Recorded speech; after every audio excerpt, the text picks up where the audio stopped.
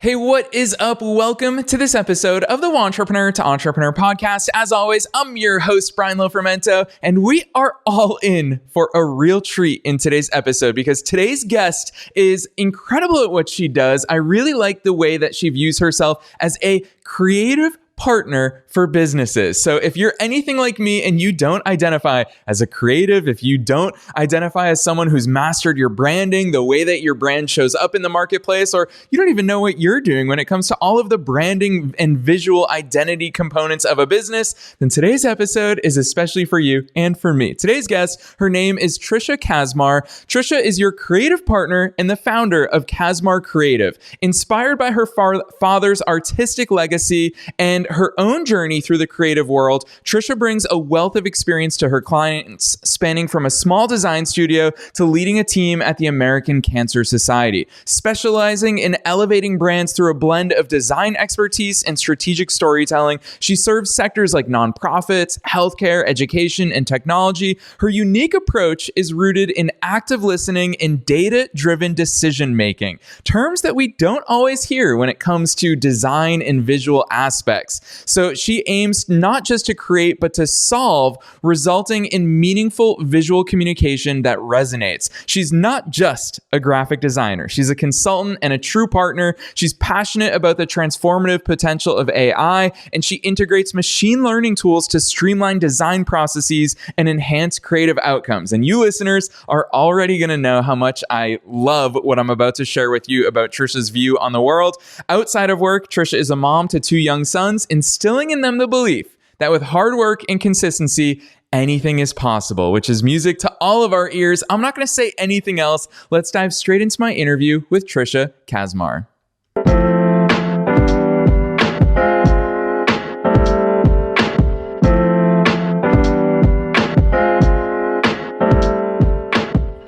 All right, Tricia, I'm so excited that you're here with us today. Welcome to the show.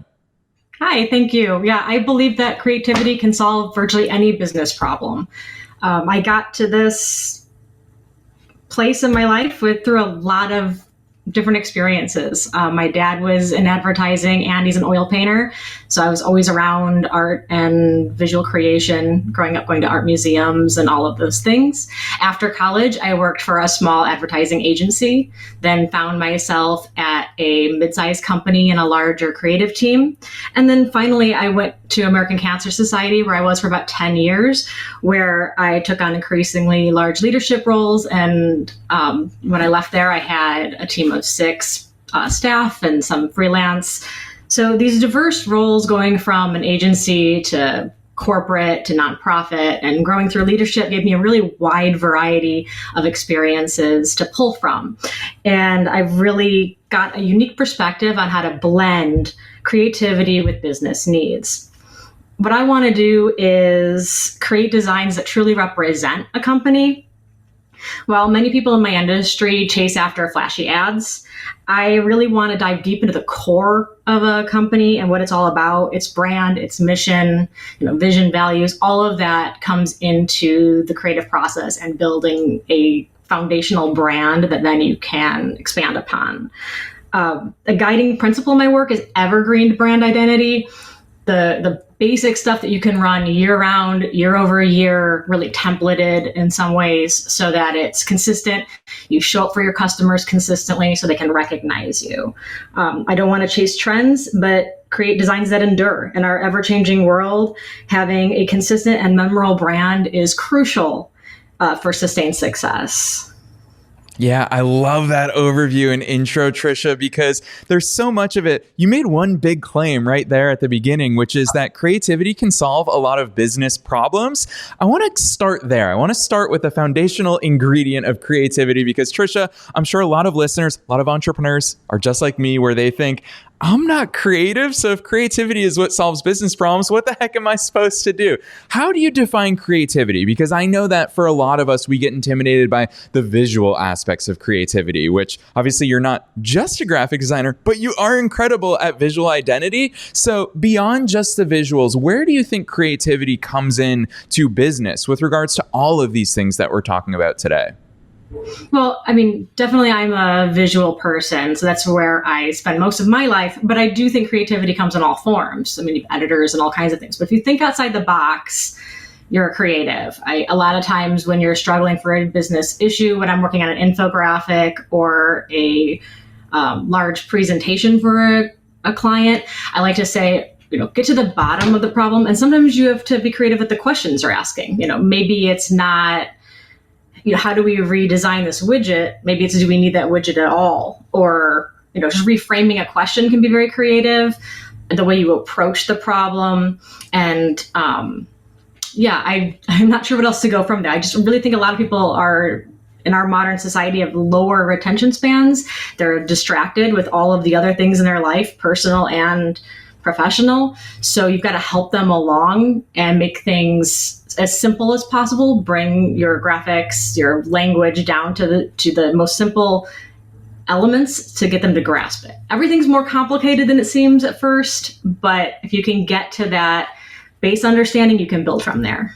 Yeah, I'm going to call this out for listeners really early on in today's episode. I always call out the things that I don't want people to forget, because I think it's such a profound point that you just made, Tricia, which is when we talk about creativity in business, we have a tendency of looking towards creative solutions. I think you're the first one that's ever articulated, ask the problem, frame the problem creatively, ask better questions. And I know that's such a core part of your approach, is that active listening that obviously you're really adept at. Talk to us about the types of questions, especially when we talk about branding, especially when we talk about the visual identity of our businesses.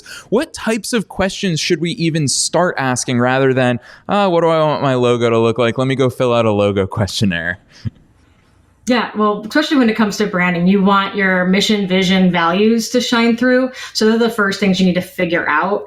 I think branding goes hand in hand with just the core of your business. I think marketing people should definitely be involved in strategy and moving businesses forward, because the way you write, the way you design, the voice and tone in what you put forth into the world really needs to reflect in your brand. And so when I'm developing a logo, I want to have a long meeting with the organizer, with the person whose heart and soul is being poured into the business, because that really is at the root of what the logo should represent. So it can't just be, I like birds, let's make a bird logo. It's like, okay, well, why? Are we soaring? Are we uplifting? What are the words? What is behind that graphic? Like, I often tell my logo clients that they probably will redo their logo, and especially if they're a startup in 5 years and 10 years. But what we want to do is get the symbolism right. If you look at some of the famous logos in time, IBM, the Apple logo, they haven't changed. Like they might redesign it, but the core message is always there because it is the heart of the company. And so you've got to get to that to really express what the brand is about. Yeah, I like that insight. And you're right. I think that Apple is a perfect example. What also comes to mind is Google. How many times do we read in the news, oh, Google changed their logo, and you'll excitedly go to google.com. And it turns out it's the same logo. It's that they refine certain aspects of it. I remember one year they changed the font to it and it was like breaking news. And you're right, but they always maintain, whether we see a Google logo from 2005 or from 2020, heck, probably from 2035, we'll still identify it as Google. So talk to us about that, because you're right. That's not just a logo. We know what Google kind of looks like and feels like without being married to a specific font, without being married to, I think at various points in history, their logo has had a period. Sometimes it hasn't. Talk to us about the very components of that evergreen brand identity, because now we're talking about, it's almost a dichotomy. We're talking about things staying the same. We know what a brand feels like, but also things are changing. How do we marry those two together?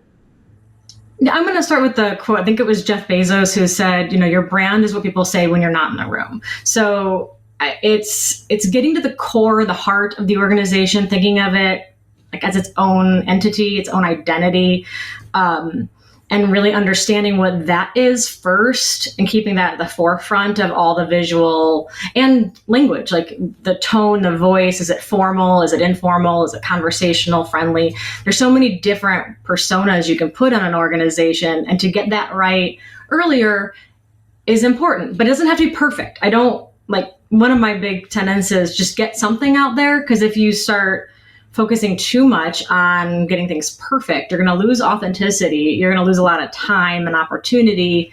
So there's a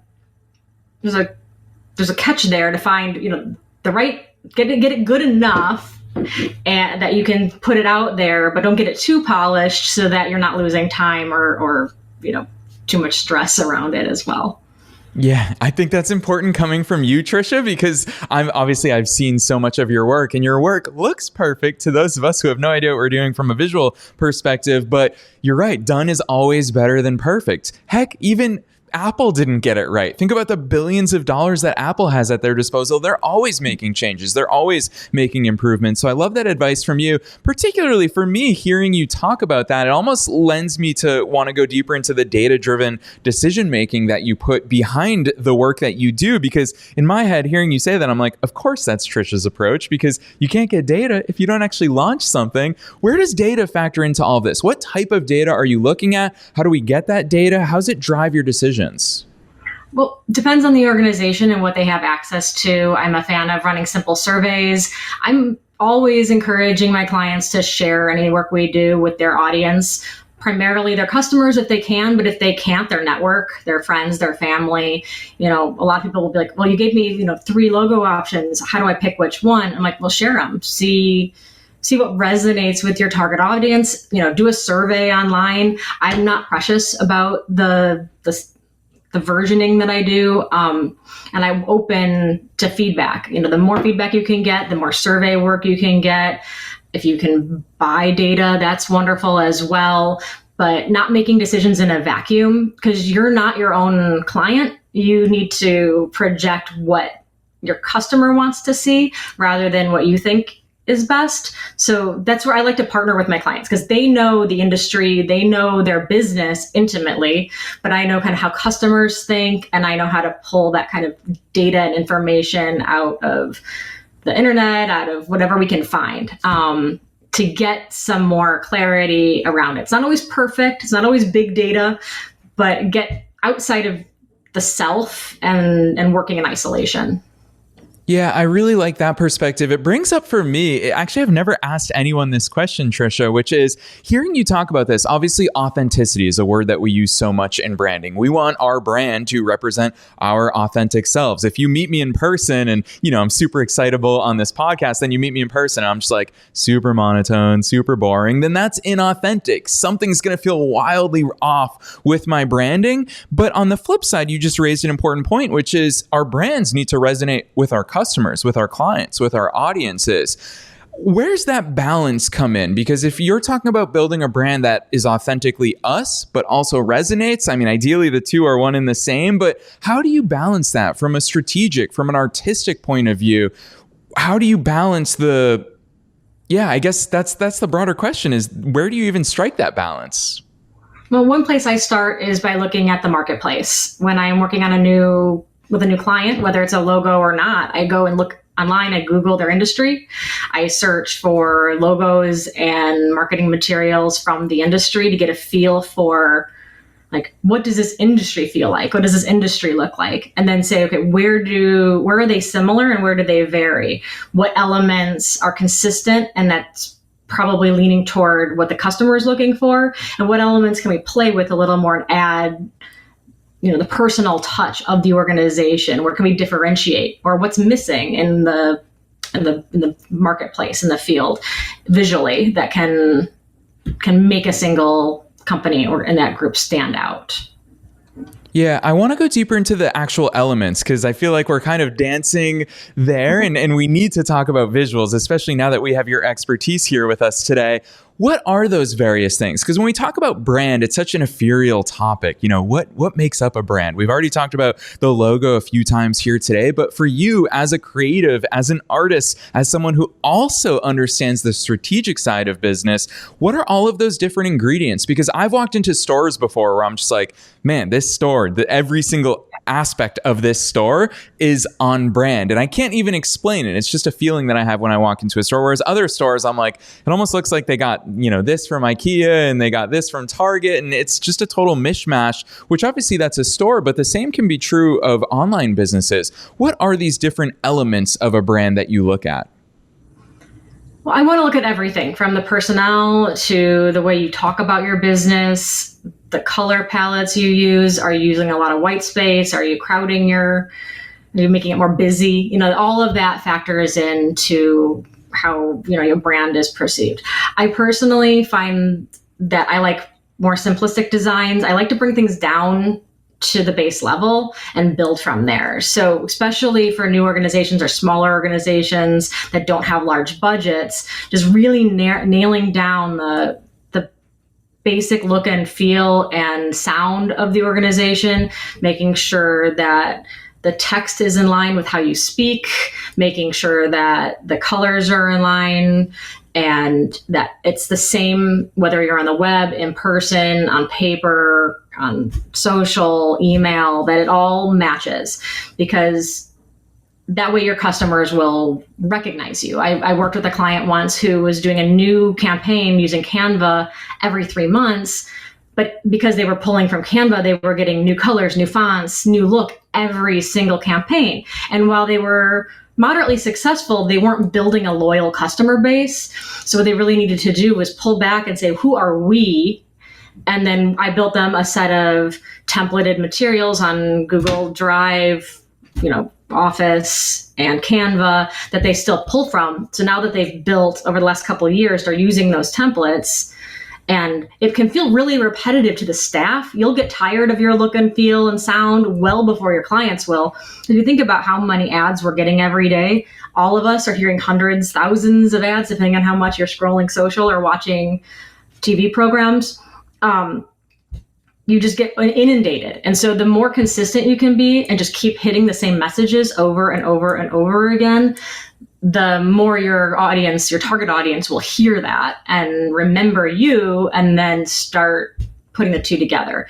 They say people, I think something like 86% of people, that could be a little off that number, are more likely to shop with a brand that they follow online, because they build that trust and that continuous feel good. You feel like you know someone. You feel closer to your friends and family. They're the people you are comfortable with. You want to get that way with a brand. Make it your friend, bring it into your circle, and you're more likely to be a loyal repeat customer.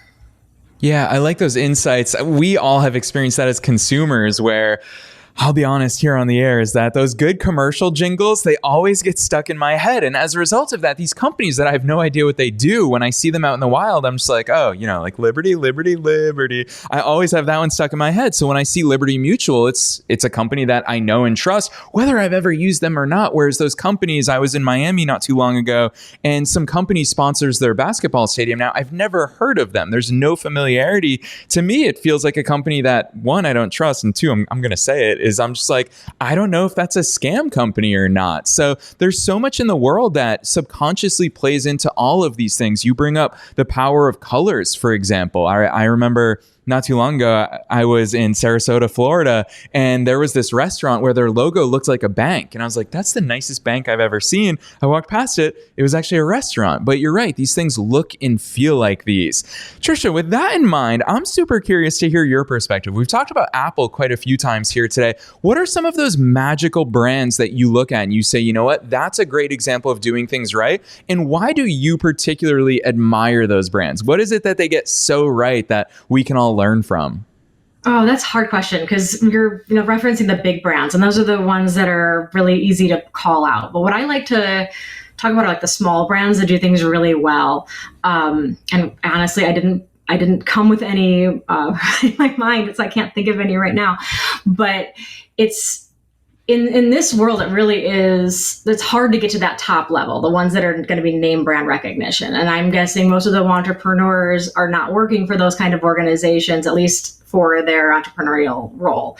So again, I just want to go back to just consistency, just really nailing the essentials first. And then if you get, your color palette down to one or two colors and have one or two fonts and really nail in on your branding and you do that consistency for a couple months, then pop in a new color or change a font or do something new, your audience that's loyal is going to see that and get like, whoa, there's something changed. And that's, I think, where you can really do something with advertising.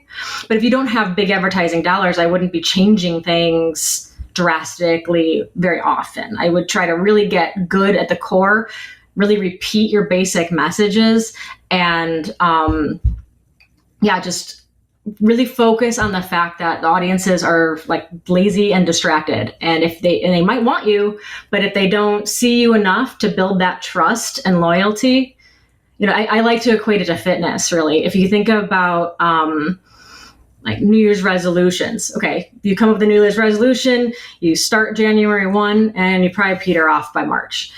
That's great. That's an advertising campaign. You're not doing anything wrong. You're going to see some great benefits in that period of time. But then after March, everyone's going to forget. So what I like to think about is that brand where you're doing all the right things. You're taking your 7,000 or 10,000 steps a day. You're eating healthy. You're consistently doing that for years. You're going to see more time improvement over time. It might not be as drastic.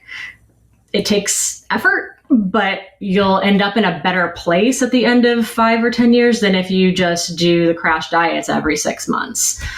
Consistency really matters. Yeah, I love that analogy. I think it's actually the perfect analogy for branding. And I love that you as a creative, I'm sure that you bump up against this on so many different client projects, is budget. So you have that consideration. You've obviously worked across different industries as well as different business sizes. When you talk about those core elements, what are the things, specifically talking to the entrepreneur to entrepreneur audience that might have a website, might have a decent logo, might have, certain things set up as far as their visual identity goes? What are those core elements? If someone is limited by budget, what's their prioritization of saying, this is what I want my business to feel like? This is what I want my brand to represent. Where do we invest those dollars? Is it our website? Is it our logo? Is it, some people go straight to merch. People, when they start their business, they love having a shirt that says their business name on it. It feels official. Tricia, where do you think people should start? Getting a really good logo that you feel good about, that you think really showcases your brand, that you can anchor everything on, I think is very important. It can be simple. It can be something that you make yourself, but I would recommend working with a partner. I do think that having that expertise makes a big difference, and having a partnership where you can go back and forth with someone, making sure that you have the rights to own that logo are also important, especially if you're going to grow your business. And then after the logo, it would be colors and fonts, in my opinion, and just getting a similar look and feel, as well as your tone of voice, making sure you're always speaking with the same direction. So I did come up with a I want to call it an action Saturday for your team, for your followers, that I want to challenge them to try something new with their marketing language. I did a little research ahead of this, and I found that the average adult in the US, their literacy is at a 7th to 8th grade reading level, and the average newspaper is written around 8th or 9th grade newspaper. So what I like to do is take a chunk of marketing copy and put it into your AI program. I use ChatGPT and say, rewrite this in an 8th grade level. Now rewrite it at a 6th grade and then a 3rd grade. Bring it down to the base so you can really see what the core message is. Don't use exactly what ChatGPT gives you. Put your own voice back in it. You can elevate the reading level a little bit. But we all want to sound smart when we're presenting. Like I said, people are lazy and distracted. They don't want to have to think through what you actually mean. They just want it to be there, especially on social media. So make it accessible, make it bullet points, chunk it out really small and easy. And I think you'll do really well with your marketing. People will remember it. People will retain it. They'll read it, which is half the game. It's just getting that attention. Yeah, I love that. And you said it, listeners are so accustomed to our Action Saturday segments. So we love those sort of actionable tidbits there. And I think you raise an important point, which is AI, obviously, you gave a shout out to ChatGPT and how it can assist us in this entire process. But we've also talked about in your bio, we heard about your love for generative AI. That's another component of AI. Talk to us about the effects of AI. A lot of people are talking about how scary AI is, but Tricia, it sounds like you're way ahead of the curve. You already see the beneficial points of AI. Talk to us about how both it affects your creative side, your visually creative side of the world, but also for us as business owners, how it can enhance those efforts even further. Oh, I love it. I've been using it more and more. I wrote a blog post about it if you go on my website. I started off kind of dabbling with it to see what it was like, and now it's an integral part of my day. I use it to help me brainstorm. If I'm kind of stuck on something, I have it, give me 10 ideas for a new, hair salon logo that has this name and these people. Like, the better your prompt really does matter. The longer the prompt you get it, the better. So I recently actually had a client that came to me. They had recently won a grant to start a company, and they needed to show up with a website built, and we had about a 2-week period of time. So using AI, using ChatGPT first, they kind of looked at the industry and they had to name the company. So working with ChatGPT, I came up with like 20 or 30 names. Then I went online and searched what had URLs available that were not, too lengthy. So I narrowed it down. We chose a name. Thankfully, this client was very responsive. After that, we talked again, kind of in depth about what they wanted. Once we had a name, we had to put a logo mark with it. So we kind of talked in depth about what the company was again and what the grant money was for, wrote that into a long prompt. And then with ChatGPT, quickly narrowed down some meaningful, like, graphic representations. It was all in text, but you could do this or you could do that as like 10 different options of graphics, which I pulled from those, went off in my little art side and drew up about 6 different logos. I narrowed those down to 3 and shared them with the client. They picked one pretty quickly. Then we threw up a quick website and we were able to get everything done. It was just like a homepage and a contact us page. But using ChatGPT, I was able to do work I really feel proud of in a very short timeline to meet their deadline. It's really, and it really enhances what I normally do. It cuts down time. Anytime I'm stuck with anything now, first thing I do is go to ChatGPT. I kind of write out my problem. Sometimes it's like a 300-word prompt, but I'm usually very delighted at the responses that I get. Do have to always work it again. Like, it's a tool. It's not a final solution. Yeah, I love those insights, Tricia. I'm the same as you. I will happily write a novel to ChatGPT to give it the context that it needs. I think where people go wrong with AI is they expect to be able to say, write me some hooks for this ad campaign. And they're just like, that's not good, but you have to supply it. It's only as smart as obviously the inputs, which is also why I think that the inputs, that's the human element of it. I think that it makes people like you, Tricia, even more important as time goes on, because there are some of those strategic insights that people don't know. They don't have that context to feed to it, so they don't get the right outputs out. Tricia, as we come towards the end, it feels like we're only scratching the tip of the iceberg and so many different things that we could glean from your expertise. But one of those that I want to make sure we dive into is the bridge between these elements, because I love the fact that you are a creative partner who also understands the strategic business behind all of these things. Talk to us about the importance of this, whether it's visual identity, branding, the evergreen brand approach that you take to things, the fact that our customers are going to be able to resonate with it. Talk to us about that bridge between business and how it should play into the decisions that we're making when it comes to marketing, sales, advertising, all of that. Give us some of those real life insights into how this all plays together successfully. Not when we're doing it wrong, but how should it look? Yeah, I mean, it should all, that you shouldn't even notice, like when you're moving between your brand and your identity and just who the company is as as an organization should all be kind of the same thing. That's why I really like to partner. I want to work with clients who are passionate about their organization and help them build that brand that sticks in someone's mind, because you need that passion. You need that person who really understands the business and what it stands for. And then I come in with my creative background and my experiences from, nonprofit and for-profit and ad agency, and I pull all that together. So I come with that part and they come with the industry knowledge, and we work together. It's not, a silver bullet. You have to have a few conversations and work through it to pull everything together and make sure that you're getting to the core of it. If you don't have a mission, vision, values statements yet, I'd say those are a good place to start, because without those, you kind of are floating and you don't have a focus for your visual communication. I think that's where I'm at. Yeah, no, I love that, Tricia, especially because listeners have had to hear me say this all throughout 2023, which is strategy and intention. And what I'm hearing from you is that it's that deep degree of, can we make things up? You already called it out earlier in this episode. Can we go to Canva and search for an Instagram template?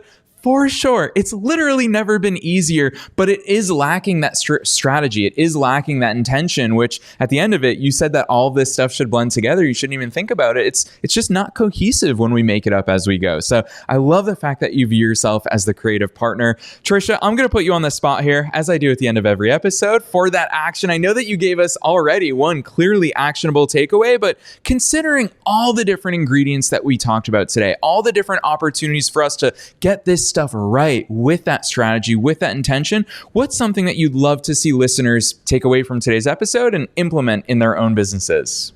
Just keeping things really simple. Like I said, bring it down to a 6th grade reading level is one way to do it. If you're wanting more marketing, get that really good mission, vision, values, those statements. Have ChatGPT write 10 different versions of it with bullets, without bullets.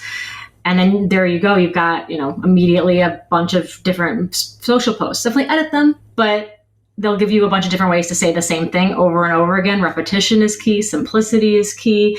And then make sure every single piece of marketing you put out only has one call to action. Again, our audiences are lazy. They're distracted. They need help. They need to know what the one thing you want them to do is. If you give them too many things, they're going to get overloaded and just do nothing. So if you want them to engage with your social post, if you want them to go to your website or follow you or reach out to you, pick one thing on each marketing collateral. And that doesn't just apply to social, although it's more important there. It applies to flyers and postcards and all of the other elements that you put out there. Give people one task. There can be, smaller sub calls to action, but there should be one obvious one and only one. Yes, always good advice for entrepreneurs at all levels. Keep things simple. Listeners, you have your homework cut out for you. Tricia even invited you. You leverage ChatGPT here. It is such a wealth of knowledge when it comes to accelerating all of these tasks that we need to complete. So Tricia, you not only gave us an action, but you helped us and told us how to actually do it. So I absolutely love that advice. I know that listeners are going to be keen to go deeper into your work. I've obviously had the chance to see your work. Listeners have only heard our conversation today. So for them who want to go check out your website, all the awesome work that you're up to, drop those links on us. Where should listeners go to follow your work from here? Yeah, I'm pretty active on LinkedIn at Kazmar Creative, Kazmar Creative. And I also have a website, kazmarcreative.com, and you can follow me at both of those places. Yes, listeners, you already know the drill. We are making it as easy as possible. As Tricia shared, we know that you all are busy. You're on the go. So we're making it as easy as possible for you to find those links wherever it is that you're tuning in to today's episode. Scroll right on down, click through to Tricia's website, find her business on LinkedIn as well, and you can connect with her there. Tricia, you've been so generous with your knowledge. I love hearing your attitudes, perspectives, your approach to all things creative, visual, brand identity, all of that. It gives us a lot of work to do from here. So thanks so much for joining us on the Wantrepreneur to Entrepreneur podcast.